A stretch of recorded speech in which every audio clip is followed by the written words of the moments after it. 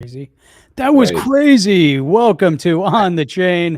This is Jeff here with co-host Chip. What is going on, everyone? My camera's all jacked up. It's over here, and it's normally over here. I don't know what's going on. But what I do know is that XRP to replace US dollar. Ripple is the Swift and BRICS killer. You heard it here first. Question mark. Wait. Question mark. Big question mark, Jeff. Big question mark. Tring.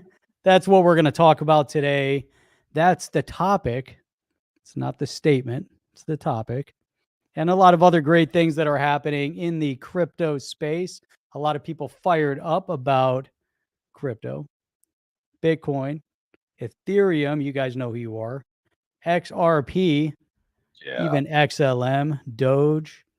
Are we going to go through them all today, Jeff? We can't. I'm going to start the list of all 3,572 of them, and then other 10,000 plus. We're not going to cover tonight. Gotcha. No. That's all. That's it. Man, ready to kick this thing off? We've got a lot of stuff to talk about. Welcome to On the Chain. Jeff. What's going on with your voice tonight, Jeff? Sound a little. My voice sounds a little weird. It's a little bizarre. You want to take it easy then. In the bizarro world. Guys, drop where you're from. We're going to also, a big announcement here too for Badass Yetis. If you own a Badass Yeti Blue Tribe member, you're going to want to stay tuned to the end because we are going to introduce something tonight. It's pretty exciting, but it's a nice utility bonus round, whatever you want to call that, but it's going to be something really good. Stick around to the end. We're gonna talk about that and a bunch of other things as well. But we want to get this. I'm not stuck in traffic. Let's hear the whole time. Come on, man. Stuck in traffic. The home studio, man. What the hell? What are you talking about? What are you going on about? What are you saying anyway? Technical traffic. Let's put it that way. Well, there was some technical traffic, and we did just launch something on the Twitters, as they say. Yeah. Okay, so let's jump into this. We got something up from John Deaton here. Some good, very good commentary here, and let's jump into this, Jeff. 1, 2, 3, jump, Jeff, jump, everybody, jump. This right here. You remember, guys? We watched this video. This was about Jay Clayton, and he was going on about, if you're not suing enough people, if you're not losing enough cases, we're not suing enough businesses, blah, blah, blah. And Santiago Velez said, well, what an amazing hypocrite. He brought a case against Ripple one day before retiring. Well, I guess leaving the SEC, knowing full well that the SEC had a good chance of losing on Howie prongs, all to support insiders. His audacity is incomprehensible. Jeff, thoughts there? It's pretty spot on comment. Well, here's the things that I take out of this statement and kind of what we talked about a little bit yesterday. So I'll regurgitate that a little bit. It would be interesting to talk to Santiago about this as well. But he's pointing out, right, that Clayton knew full well that the SEC had a chance of losing on the prongs of how. Now, if he had an idea, and this goes back to a different premise, but if he knew that there was a high probability chance that the case loses based on Howie, maybe the whole thing was just a stage setup to begin with. He just didn't have this anticipated, he didn't have the crystal ball to say, well, Gary Genlser is going to drag this thing out for 2 years. Maybe the anticipation was, we're going to drop this bombshell, and then within the next 6 months to a year, we're going to get some sort of an outcome here because it's going to be fast tracked, but maybe not. I don't know. I mean, so that's why I'm taking a couple things out of this. Either he has the audacity to drop it on his last day and leave this big landmine for the next person taking over, or like Santiago is saying, he knew that they had a good chance of losing, therefore he did it anyways. So if he knew they had a good chance of losing, isn't that the expedited way to get clarity? Because at that moment in time when he left, there was no way to do it through Congress. It wouldn't have happened. Yeah, the whole thing's always bugged me, Jeff. I'm going to be honest with you. It's like the whole thing it just it just doesn't pass the sniff test, right? Something's quite not right about it. It's like, okay, I mean, listen, it's not like you would draft that 78 page, whatever it was, that complaint that didn't allege fraud, but yet went after personally Chris Larson and Brad Garlinghouse and Ripple. And when you think about it like that, it's not as though did he wait to the last day? Because that was prepared for months. And Brad Garlinghouse said that they had conversations. They did sort of have advance notice. I think they did get a Wells notice that they were coming after him. It wasn't like it was a surprise to them, but they were in conversation for months. But the timing was really bizarre. Clayton drops it, or at least it drops on the day that Clayton's leaving, almost like he washed his hands. And he gets all these news networks and talks like he's an expert. And he's probably done more to hurt crypto, just almost as much as Gensler with this stupidity. And then with that whole thing with talking about, it sounded like he was buying time for the insiders, right? For the banks. Don't move it too fast, move it back a little bit, because there was no fraud alleged. And then it didn't go after people like Jed McCaleb, who was selling the daylights out of his XRP. He was selling them, as much as he could sell. He was selling the amount allowed by the court after Ripple took him back in, and whatever that was. So it's just ponderous. Well, John Deaton had something to say about that. That's a really solid point on that too. About Santiago Velez. Which one, Jeff? I made a bunch of points. Oh, the last thing that you were saying, in terms of a Jed being able to sell, the fact that Jay Clayton, the case wasn't just written up the day he left. So obviously there had to be, it had to run up. There was a lot of preparation to get it to that point. It wasn't just filed all of a sudden. The day was filed, but it wasn't written up, on filing. Like you said, Brad Garlinghouse already had some knowledge of the happenings. So they had some conversation. They knew they were kind of prepared for something to come. I also, we can visualize the expectation of anybody within the SEC, anybody from the old school, because now we have there's a whole new financial asset class. So you have people that are beholden to the current infrastructure. So if they're beholden to the current financial infrastructure, they're going to do what is in the benefit of the current financial infrastructure and all the power brokers of that infrastructure. So I like that, that statement that you made about the delay tactic, which could be massive. Dropping a lawsuit of this kind at that point in time also, and even now, if you look around, Coinbase is a big lawsuit. FTX is its own, boondoggle because of what's going on over there.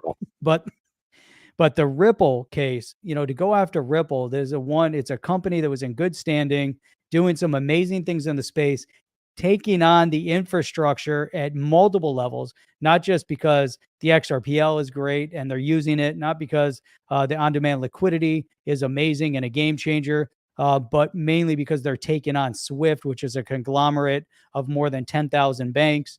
And they were changing the power infrastructure of moving money. And moving money is a power play. As we all know, Swift was a power play, just like BRICS is a power play. Moving money, the speed at which money moves, it's all part of the power infrastructure. That's being disrupted. They had to create either a slowdown or a change in tactic, because either way, the way they could potentially have looked at it, that it falls in their benefit. You destroy the space, maybe the collateral damage, somehow Ripple doesn't manage to make it. They didn't have the deep pocket coffers. That was unexpected. And they fought it tooth and nail. They didn't expect that, but maybe they expect, hey, if the company goes away, no big deal. It benefits because they lose a big competitor. It's collateral damage, and they get a delay in the industry because a major company like that going down would definitely have a ripple effect across the industry. Did you just say a ripple effect? I'm always going to use that. It's a great. ripple effect. But those are all there's all these various elements, to look at it from a political perspective. It gets really, interesting to start tearing, start tearing back the peels of the onion, and you start seeing all these different possibilities of the why. Why did they do it this way? What was in their mind? What was the idea behind it? Was it because they wanted to slow it down? Was it because they wanted, positive outcome to get some sort of regulatory clarity because of the structure? Did they want to slow it down for their cohorts in the power positions of the banking industries? Did they care about collateral damage? And I would say no, they don't care about collateral damage, and that's been proven time and time again. Yeah, they don't. Jeff, I know how much you like the ticker across the bottom, but today is a different thing here. Here we go. Happy 50th birthday to Waza. What? 50? It's 50. It's like, how could that be true? It's getting old. Yeah, so he's also sick with the flu. So just big birthday shout out, Waza. I hope you feel better soon, man. It's always not a good thing to be sick on your birthday, not down, under the weather, down under. Birthday to you. Happy birthday to you. Happy birthday to Waza. Happy birthday to you. There you go. I hear like that AC/DC, it's like Waza. You know what I mean? Happy birthday, Waza. It's like, what's up? There you go. Yeah, that's all right, man. It's all good. I don't know how to turn the damn banner off now, Jeff. There you go. But I saw this one come up. Not this one. Wait, that was the next one. I saw Vincent Capizzi, and I was like, oh my God, Vincent Wilson's back. Because I saw his name to Capizzi. Hey, Capizzi, huh? Hey, don't forget about it, huh? Capizzi. Where's the Wilson? Michael Murphy have a shot of whiskey. Damn right. That solves everything. Solves all problems. There you go. Is this how others started? Probably not. Yeah. So here's the other one. Have you guys seen Vitalik's statement on staking ETH? Does the guy doesn't fully trust his own chain? It's a joke. And you know, the only thing I have to say about that one is this. Where'd it go? I can't even find what I wanted to play. What's going on today, Chip? Why is everything out? I knew you were playing. I couldn't. Like, where did they go? I was actually here, but I was like, do I really? Jeff and I have this steadfast rule. We only talk about stuff that we give a crap about, right? And it's like, do I care? I really don't. And so I saw two clips from that, and one of them was they were asking Vitalik, how much ETH he states, and he's like, he doesn't really trust it. He's like, only maybe I think it was 2 or 3% or whatever. And he's on there with all these, Ethereum guys. Like he's one of 6 on there. And then the one guy says, well, maybe what we ought to think about is being, not using decentralization for staking. And I'm like, what kind of own bullshit are you believing over there? You guys are so deep into your own bullshit that you don't even know what the hell you're talking about. And you guys were on a video talking about this. But when Vitalik said, no, I don't stake that much, I don't really, I don't trust it. He doesn't trust it. The guy who's one of the, I guess the face, he's a co-founder. The guy who's the face of Ethereum, of ETH, doesn't trust ETH staking. Why should anybody care? But yeah, thank you for bringing that up. But I wanted to jump. Who are you guys anyway? Yeah, who the hell are you guys anyway? Who are we? I wanted to put this up, Jeff, because John Deaton was commenting on Santiago Velez's thing, saying the fact that Andrew Sorkin, who is a complete tool, New York Times columnist, editor of Squawk Box, he's the most Jeff. He gets on a show and he asks the most softball questions. You worked at the SEC, didn't you? He's like, yes, I was a chairman.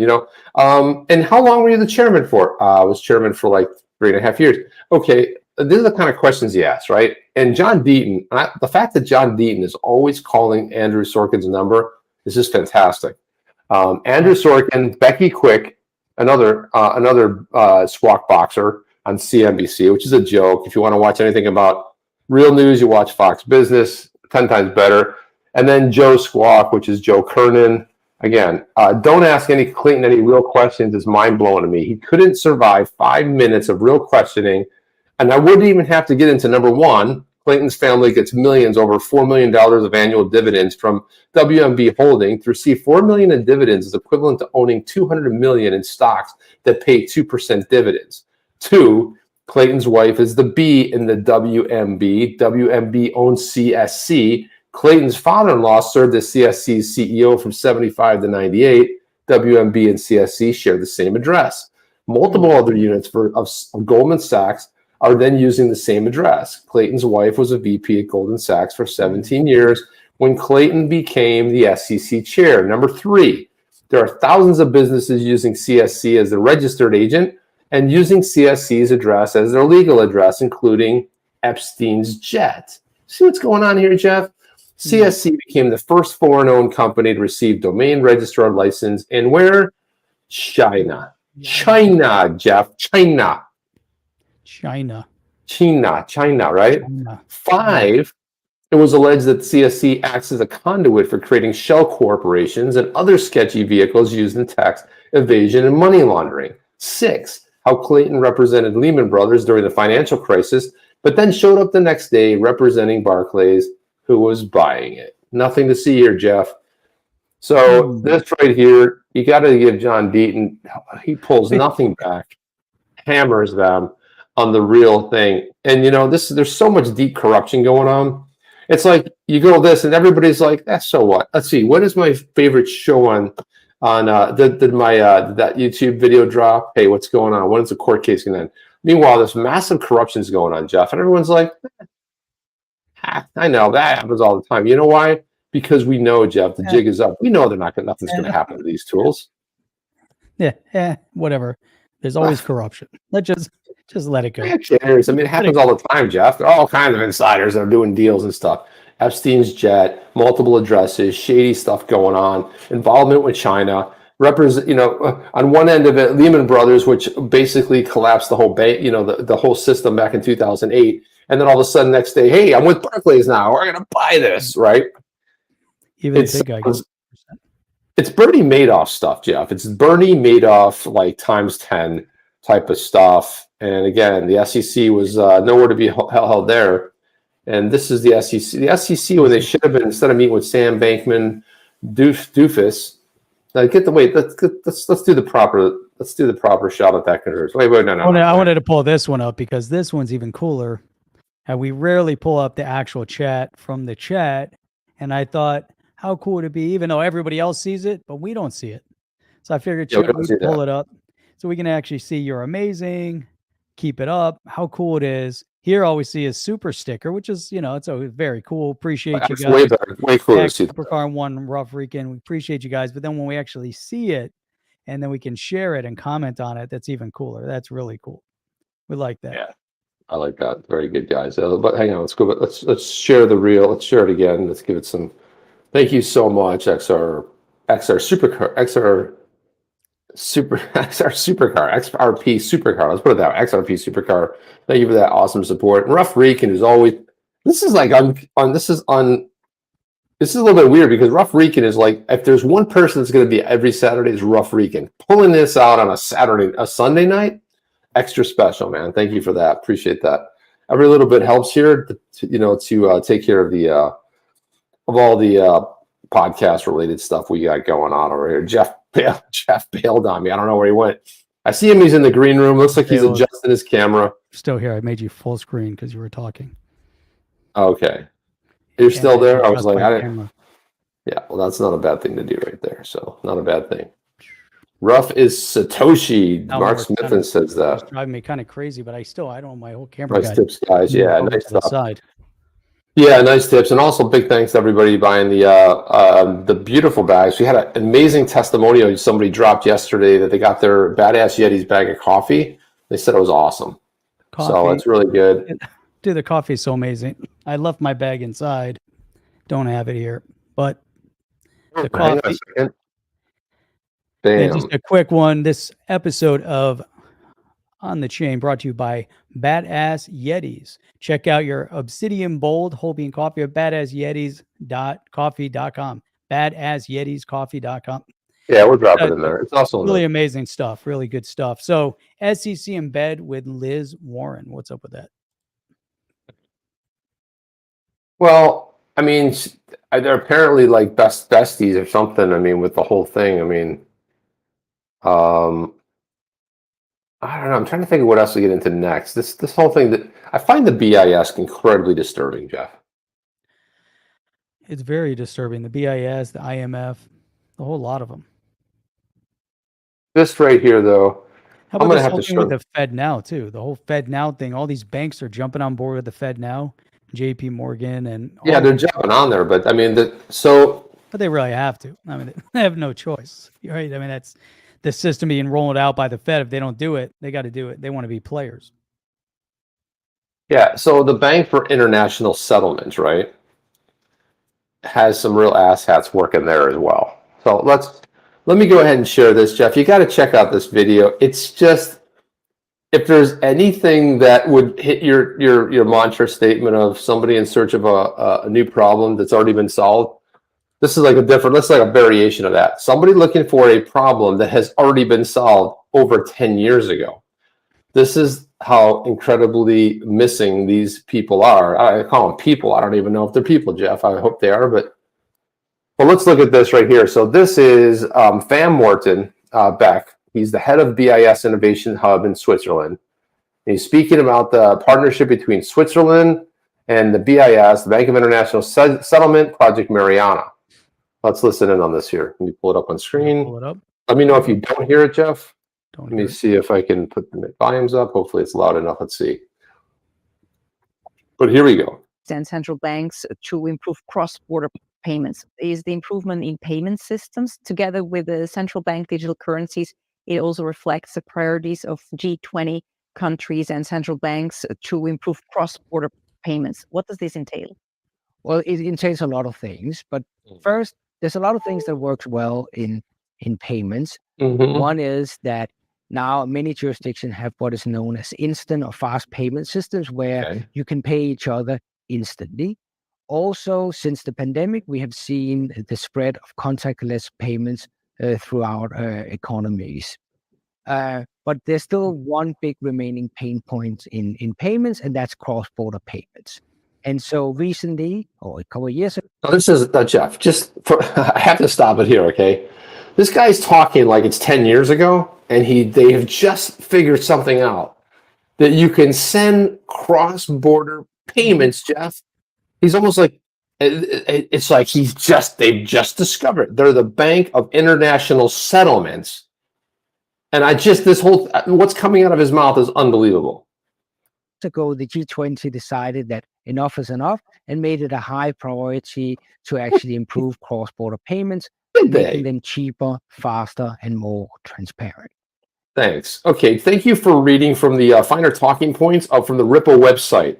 One would lead you to believe that, well, they've already can use the solution called Ripple, right? They've already can use Ripple software, right, Jeff? I think so. I think they could easily right? transfer Sounds over to reasonable. that. I think it's very reasonable.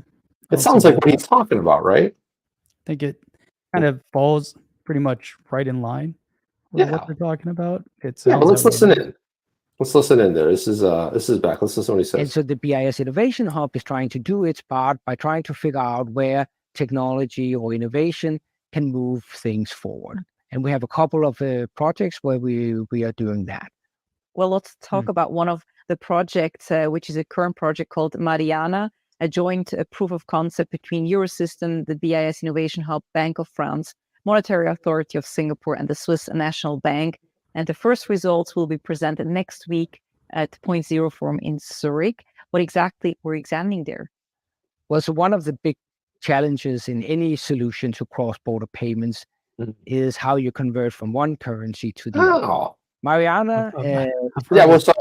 So Jeff, you want to explain the easiest way to do that? I think it's like 4 letters, Jeff. I mean, they're trying to figure out how you can convert. Right? It's okay, but I've already seen the movie. I know how it ends. Well, actually, I don't know how it ends.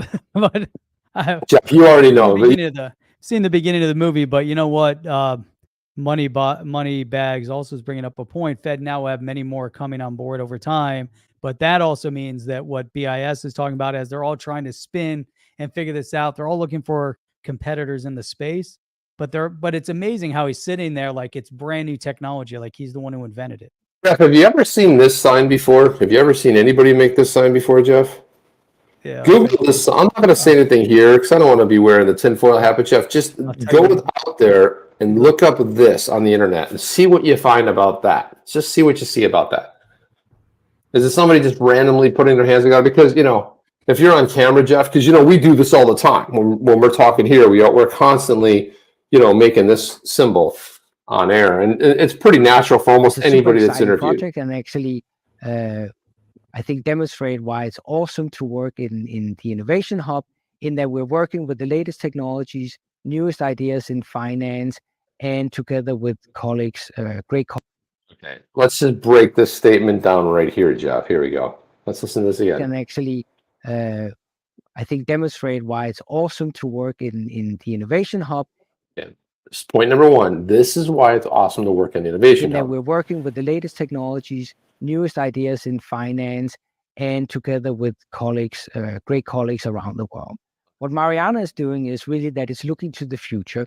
So it envisions a future state of the world where central banks have issued central bank digital currencies, and then ask a very simple question of how you can actually convert from one currency to the other. How do you do that? Well, here we borrow from... Hang on a second, Jeff. Complete his sentence. Here we borrow from, fill in the missing blank. Guys, I know if you're watching this, go ahead. Throw it down below. I want to hear what you guys think. Right? Bitcoin. Right, Jeff? That's what you would think, right? Well, let's listen, because it's so exciting to work in the Innovation Hub. First of all, if you're working in Innovation Hub and you're dealing with existing technologies, you better hire better people, man, because you're missing a lot here. But here we go. Let's see what he says. Let me roll it back a little bit here. Well, here we borrow from decentralized finance, or DeFi. So in DeFi, when you want to go from one coin to another coin, you often use something called an automated market maker. That's an automated market maker. Okay. How about a decentralized? Yeah. Okay. That's one way to do it. What we're trying to do in Project Mariana is to replicate this idea in a world with CBDC. So we're basically trying to build centralized automated market maker for central bank digital currencies, and hopefully that can then help speed up and make cross-border payments cheaper. Great. Well, very exciting things coming out of the BIS. That's not an exciting thing. Hey, Jeff. I mean, break down that last statement for us. Like, what the hell is he talking about here, Jeff? Oh, but Michael Murphy says you can always talk better when holding your junk. Oh, jeez. Michael Murphy. You guys look up that hand signal and you'll see. Matt says this gentleman's ahead of his time. This guy, if we were like 13 years ago, this guy would be a genius. Yeah, because he works in an Innovation Hub, Jeff. First of all, any of these three-letter agencies, I don't care if they're U.S. three-letter agencies, garbage. BIS, the World Bank, all this garbage stuff. Three-letter agencies, they're all full of shit. They all are just garbage. So thank you to Moonchaser. I'm going to put this up here. I'm going to put this next one up here from Moonchaser, who kind of breaks it all down for us. She put this big shout out. Sorry, I didn't want to distract from that. Nice. Yeah, big shout out to Stealth Eye with the super sticker. And actually, I'm gonna have to pull it up over here because pull it up for us. Let's take a look at that super sticker. Got that super sticker right there. That thumbs up, man. Look at that. Look at that. Oh, yeah. Wouldn't it be cool if that little guy was on the screen? Exciting. Dude, it'd be so amazing so we could see it. I mean, everyone else sees it. We don't get to see it all the time unless we have it open like this on the other screen, and we get to see and pull it out and do all that good stuff. But that's really cool. And at the same time, Stealth Eye is watching NASCAR over in Chicago. So I'm sure that's probably a good race going on over there. I should have. That's okay. You can listen on. That's all right. It's not a bad thing. I'm not going to fault anybody for that. Anytime you're watching sports, I'm cool with that, watching that and listening to us. But that's all right. At least you're checking in. Appreciate that. But Moonchaser broke it down, right? She was talking about the BIS's recent announcements. But I want to focus on this one, Project Mariana, which they talked about in the interview. Cross-border exchange of wholesale CBDCs using automated market makers. Ethereum-based ERC-20. Are you freaking kidding me, Jeff? These at the Innovation Hub, they were trying to figure out how you could interchange, how you could go from different fiats like that. I mean, you could use a decentralized exchange. You could use the XRPL that does it like that for drops. No. They're going to use Ethereum-based ERC-20s. exploring domestically Ethereum's permissioned hyperledger, BESU or Quorum, and internationally is Ethereum testnet. Sepolia is indicative where the financial system is heading, and then blockchain/DLT is integral to this architecture. But Jeff, if you're working at the Innovation Hub and your solution to cross-border payments, I mean, the automated, obviously we have AMM coming to there, but it's, you know, the actual conversion, you know, he was right in saying it's DeFi, it's decentralized exchange. But the fact is that there's already a system in place. And what are your fees going to be for using an Ethereum token? And what's your speed going to be? Because, you know, I'm beside myself. Well, you know, I think, you know, again, they're going back to what, you know, first mover advantage. You know, they're all talking about Ethereum. There was a lot of play and talk about within, you know, these government agencies about Ethereum. Gary Genlser talks about Ethereum. They're all talking about Ethereum and the Ethereum Foundation. They did have first mover advantage to do what they're doing. So I'm not going to cast any dispersion as to why they're going to ERC20 and not looking at an XLS20 type of platform. But I want to say that XRPL is still relatively new in that game, still relatively unproven. Even though we know it's probably going to be better, without questioning that, I would say it's going to be better. But ERC20 is already established kind of in that mantra. So I don't necessarily fault him for jumping there. Plus the guy thinks he's 12 years ahead of his time. You know, the guy's 12 years behind the times, you know, so it's like we're listening to this stuff, you know. Moneybags Not Bob has a great idea. It's called XRP. How about that? What do you think about that? That's an interesting idea. Yeah, it's like these guys, like they know better, Jeff. The whole thing is just bizarre to me. So this next thing I want to talk about. So I think did you bring up BRICS? I think somebody brought up BRICS, but you know, to me, brought up BRICS. Jeff, the idea of BRICS sounds really good on paper. Shitting bricks in their pants. Yeah, shitting bricks. So it's like Let's see if these BRICS nation states can actually agree on a currency. Like, what's going to be their reserve currency? Now, I can't see China, India, and Brazil agreeing on this. So you know, with the yuan, the rupee, the bolivare. I mean, no, maybe none of the above. How about that? How about the US dollar? That's what they're going to settle on. So the idea of using for each country to use like its currency for trade, like that's great, but then you have that effect fluctuation. Like, you know, you think about the rupee, you know, you and I have talked about this many times. I mean, that rupee on 1 hour could be some serious some wild swings there. And they could just use the XRPL with their own currency, you know, via XRP, boom, send it over there, and it exits the other side of whatever trade nation you're working with, and it eliminates those, those swings. Plus, you have the liquidity, which is also going to be a potential issue for them. Check this out. Warren Davidson. Hang on a second before I get to that. Where was the other one? I can't see if I can. While you're working on that, Barbie Taylor is saying, "Hey, Jeff and Chip and Jeff, are you guys running up to Daytona for the August 18th to go see the XRP Bags gig at Club 509? I guess Barbie's heading over. I'm not going to be able to go up. That's not going to be here. I think I got something going on that weekend. Yep. So it'd be tough. But hopefully, if anyone's in the area, definitely go check it out. That's going to be awesome. It's just unfortunately, a lot of people that will be there. Like timing doesn't work for me, unfortunately. But I mean, any chance to meet people from especially XRP Bags and Berserker and Barbie, I'd love to meet all you guys. Just unfortunately, it's a 4.5 hour journey up there, and it's just like a whole big thing, and I just don't think it's gonna. I got something going on that Friday, which I don't know if I can get out of there. But anyway, I wanted to throw this tweet up here. Warren Davidson put this up here. There it is, right there.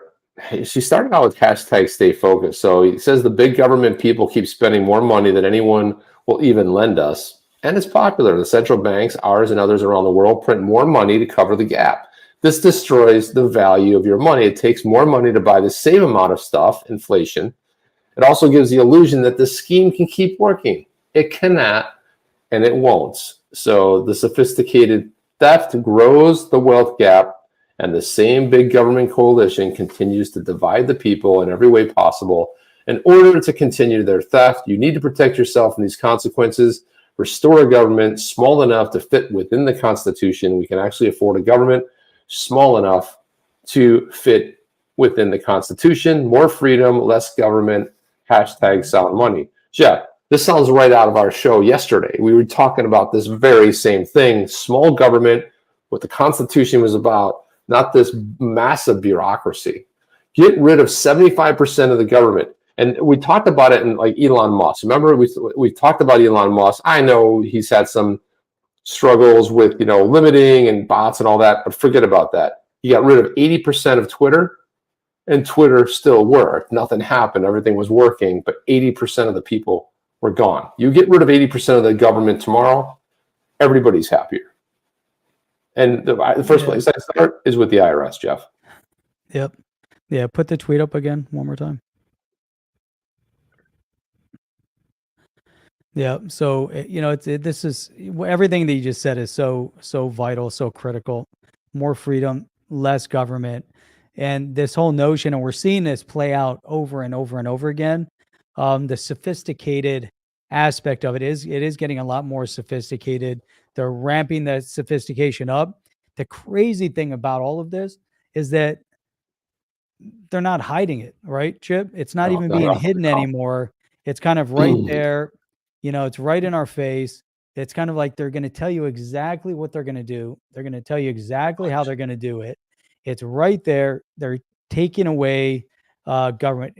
At dinner last night, having the exact same conversation with my son, and my son said, what it tells me, what it sounds like to me, is that this country is becoming a communist country. Right? 13 years old. Gets it. We're becoming a communist country. What I told him, my wife said, don't put so much pressure on him. I said, your generation is the savior generation. We're going to do everything in our power to make sure. No pressure there, Jeff. Right. I said, no pressure. We're going to do everything in our power to deliver it, at least get it there, at least do everything. But it's up to them to carry it the rest of the way, because we got a lot of crazies. And he even said that. He said that the kid, the younger kids are coming up crazy, a little bit older kids, but there's this period of time, and it's insane, but it is up to them, but it's up to us to deliver things in a better state than we received it. Unfortunately, with the powers that be, they're delivering everything in a worse state than what they received it in. And we're not going to let that play out that way. I think time is showing over the many, many years that this country's been around, that we've had some downtimes. We had the Jimmy Carter years, which were really bad. And then we had the 80s, which were pretty amazing. That we had the 90s, which pretty much continued the amazing, which was great. And here we are now, which is things getting real shitty. So we'll all circle back and things will be great again. So. Were you a Boy Scout? Because that's the Boy Scout motto, which is leave it better than you found it. That's it. Everything you touch, leave it better than you found it. The world's going to be in a better place. Fortunately, we're destroying everything we can get our hands on. If you think about like the decisions that went through the Supreme Court of the United States last week, Jeff, it's just mind-boggling how the blue team is losing its shit over it. Right? It's like, wait a minute.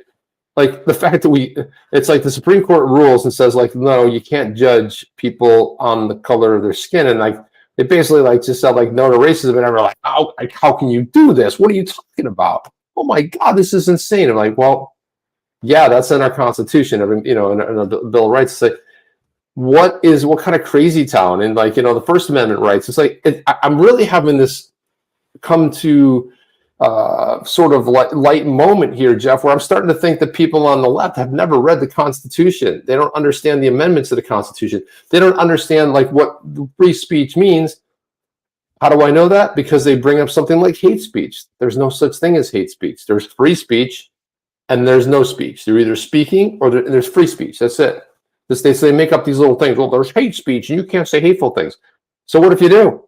So what? Don't listen to it. Don't give it an audience. There's no such thing as hate speech.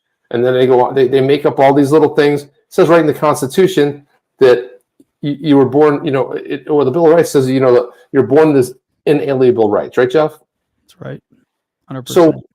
So what are we talking about here? It's like, are we going crazy? It's our job. Our generation has let a lot of people down because what are we doing? I mean, this whole idea of decentralization is changing everything for the better, Jeff.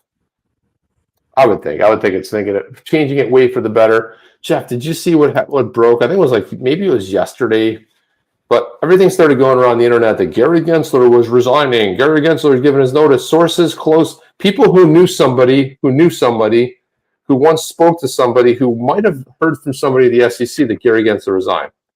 Most bogus story of the year, but hey, but don't start there. Charlie Gasparino from Fox Business chimed in, tried to get an answer from the SEC flack on Gary Gensler's rumored resignation, which sounds like a lot of wishful thinking from his haters.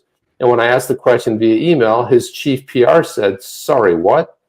And then I re-asked the question, and then there was radio silence, and that was 4 hours ago. So this almost leads you to believe that, well, is it true, Jeff? And then, of course, Eleanor Terrett put this out because John Deaton said, "Until I hear it from Fox Business, I'm not believing this whole thing about, Gary Gensler's resignation." Eleanor Terrett said the SEC sources are calling BS on this. I've reached out to the SEC comms department for an official comment, and we'll post the response when I get it. So it is interesting, maybe there's rumor, maybe there's not. It's interesting how sometimes stuff is actually there, then they try to pull it back, in the media or, in just to cover up. But most likely, he isn't going to resign. You get to a point where there's some sort of an outcome in this case, and they're going to pressure him to be gone. That'll be it. But I don't see him resigning like in shame. I think if he moves on, it's going to be because they have a new position for him, and it's going to be, very soon. He's going to say, hey, whatever, he's blah, blah, blah, whatever. He's in a better place and they have someone to replace him, and that'll be the end of it. Is anything going to change? No, I think if they're about to lose the case, I think Gary Genlser probably wants to save his name and leave and dump it on somebody else, because it's going to be the person holding the bag at that point that's going to go down losing the case, not him. He'll move on to better things. Yeah, he's going to think. He thinks he's moving over to Treasury. Yeah, I think he's moving right out the door, Jeff. Yeah, he's pushing right out the door. His chair right out the door. He is on his way. Yeah, so I saw this. This is a cool article, Jeff. Look at this here.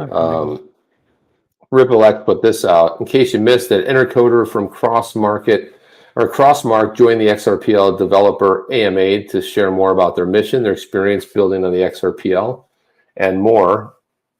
Let's see. Crossmark is a browser-first digital wallet built on top of the XRPL. Yeah. And they'll provide an easy way to assign transactions and switch between networks. What do you think about browser like wallets? It's similar to what we have with what's the one for Ethereum with the little fox or whatever? MetaMask. Yeah. I don't mind. I think that the browser based.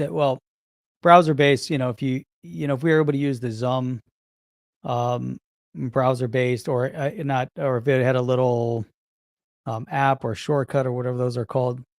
Now, just to make it easier to use, like the MetaMask, it always just sits there and you just have to connect your wallet, sign into your wallet. I kind of like it. I don't mind it. I don't think it's a bad thing.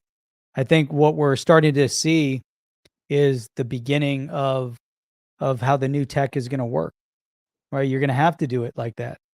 You're going to have to somehow sign in and authenticate in order to transact and in order to fulfill, in order to do whatever it is that we're going to be doing, and you need money and you need to authenticate. Why not do it that way? It's just a very simple way to do it. So to be able to use the XRPL to do it, I think it's great. Yeah, I think the fact that there's more options, the more options you have, the better it's going to be. So I think that's fantastic. They also put out here, join the XRPL. They have this AMA to talk with them, and then this is Crossmark right here.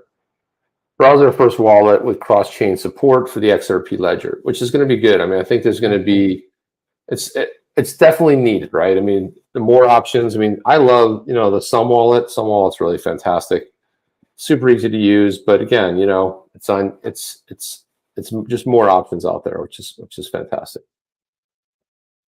And options are cool. I like options. well, it's good to have options. Like, and some of these other chains, like I almost don't trust. I don't know. I just don't trust the wallet solution sometimes. I don't know. Just like that's. Yeah, there's so many of them. I mean, like Rev Racing, for instance.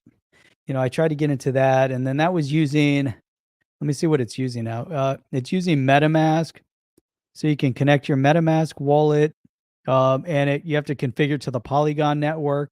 But now, what happens when there's an issue with one of the networks? Based on what the SEC is doing, is that going to screw things up? Can you now not access those wallets?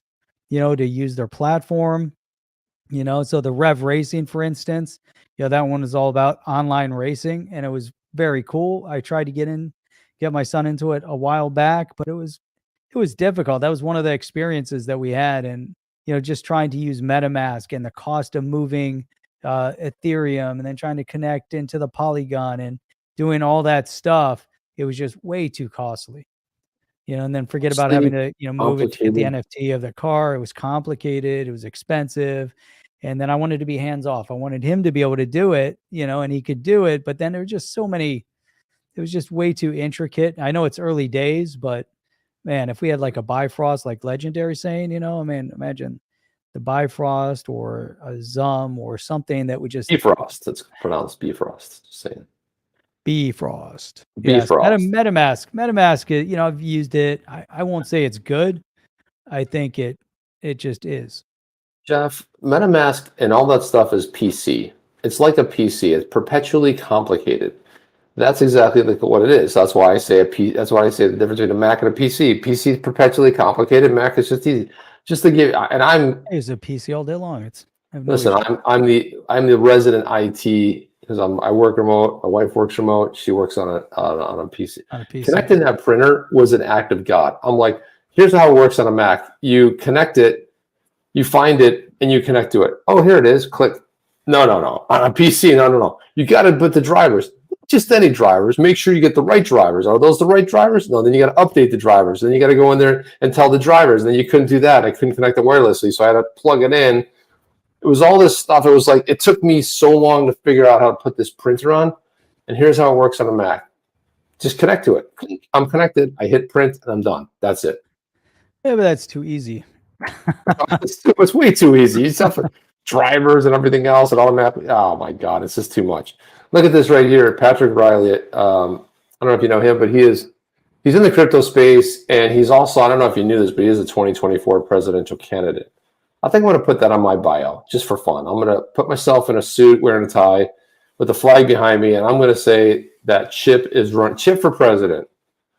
It's just, I don't know. I think I'm going to wait for the next cycle. I think I know who I'm voting for in this cycle, but Arrington recently filed with the SEC for an XRP-based hedge fund. Seems like there's an expectation that it'll go well, and there it is right there. Thesis-driven firm, blah, blah, blah, and Arrington XRP Capital. Multi-strategy hedge fund specializing in early stage venture and public markets. I thought he already had something like that. But then Mike Arrington tweeted this picture of himself and Brad Garlinghouse, and it looks like they're at a wedding. Something's going on.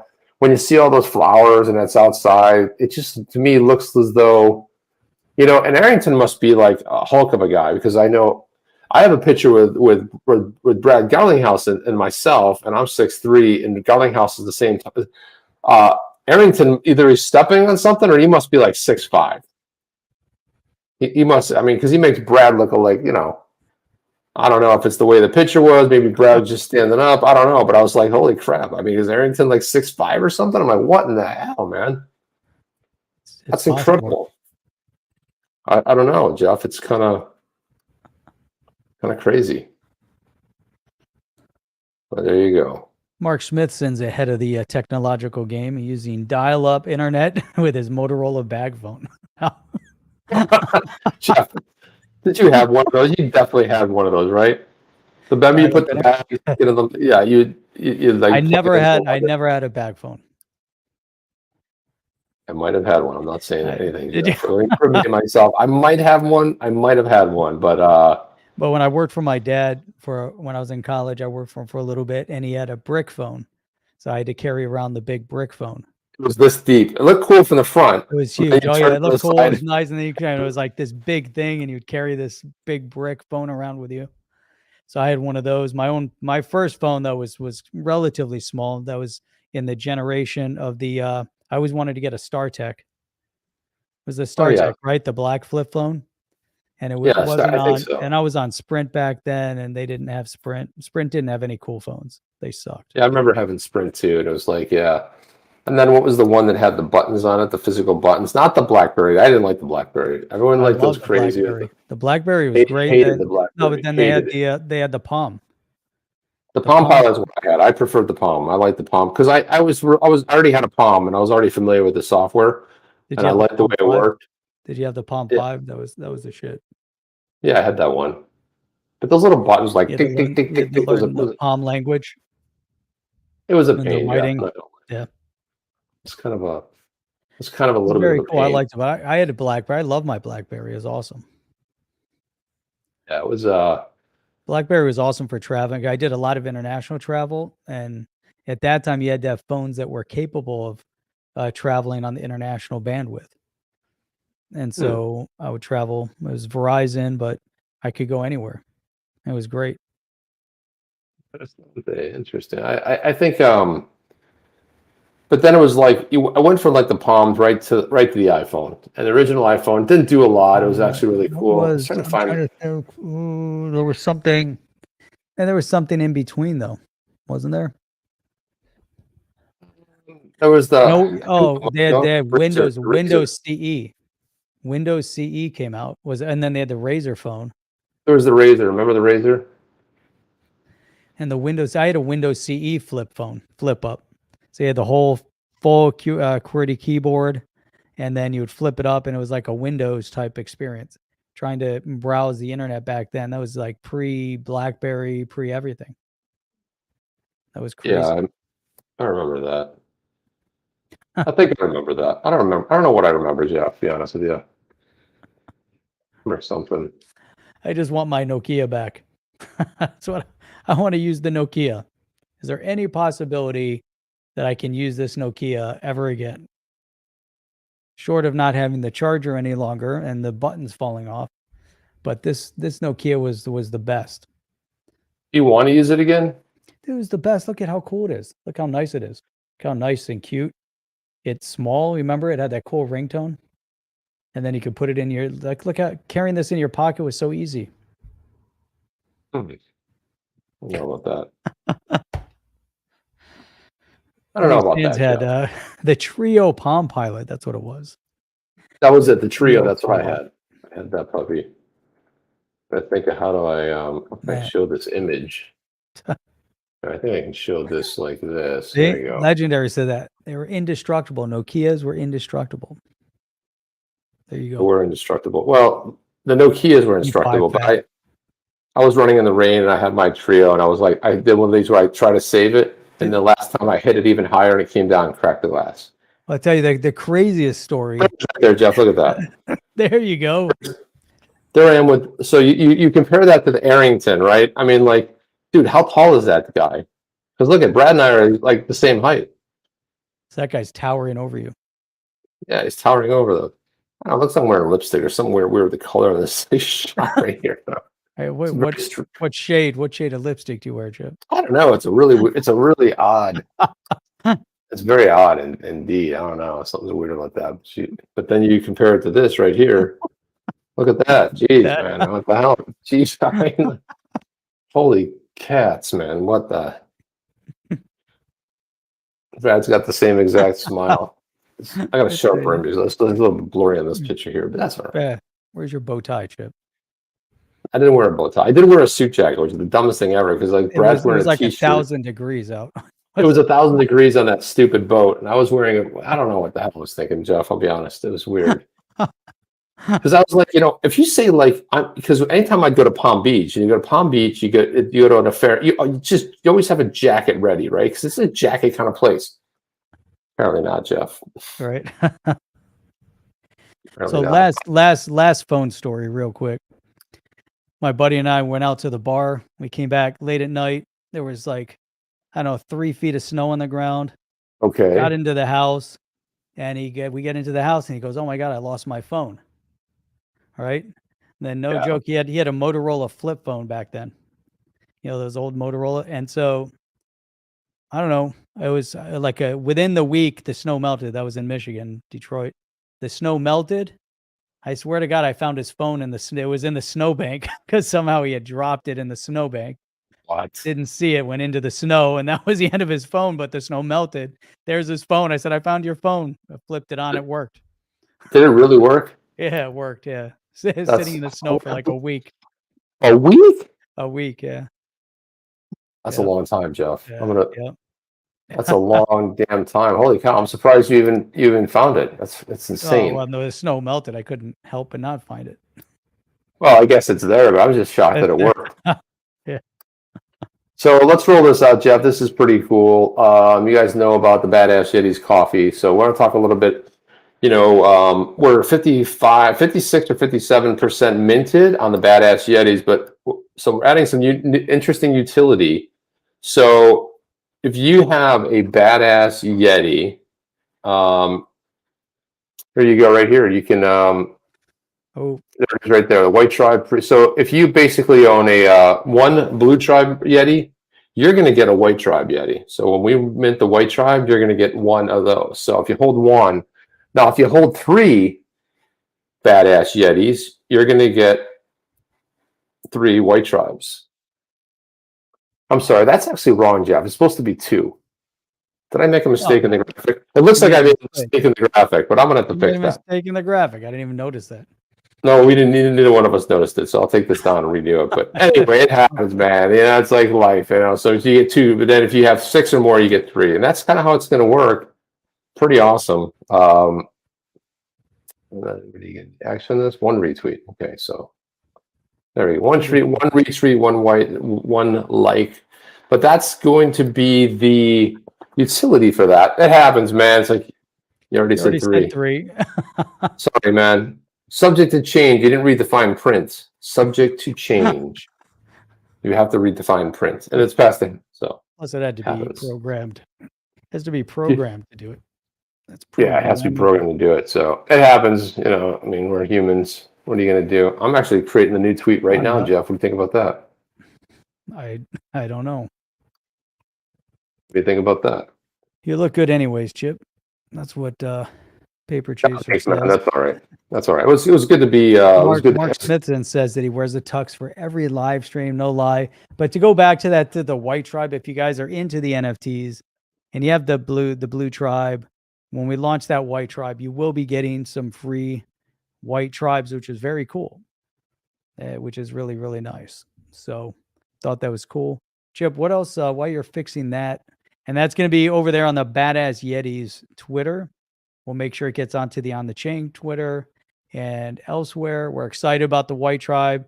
There's some samples of the White Tribe. The White Tribe came out really cool, and very, very exciting. I can show that part of it, Jeff. I can show show some of the White Tribe, because the White. You guys like how the Blue Tribe came out. The White Tribe is really kick-ass. There we go, right there. So check that. There's a Fire Yeti. There's an Ash Yeti right there. Dirty little creature. The Ash Yeti's kind of like the Pathfinder, if you kind of look at them. They live in different areas of the Himalayas. Hence. There's this little guy. He's more like a ground dweller here. He's always close to the trees and everything, which you can see there he is, ready for battle. And then we've got this one here. Which is that's your ass kicker Yeti right there. That's ass kicker. So there you go. It's got a little bit of a cloak foot in there going on there, but there you go, man. There it is. There you have it. Exciting stuff. So you guys have coffee.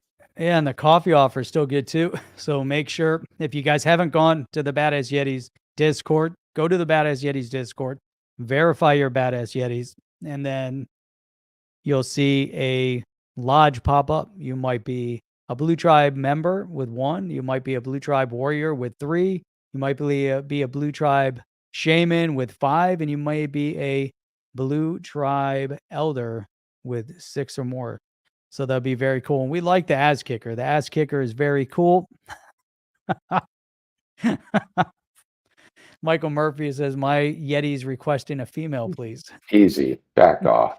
You can't really tell which one's which, but we're not minting.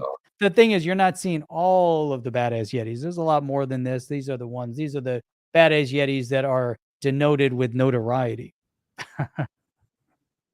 That's right.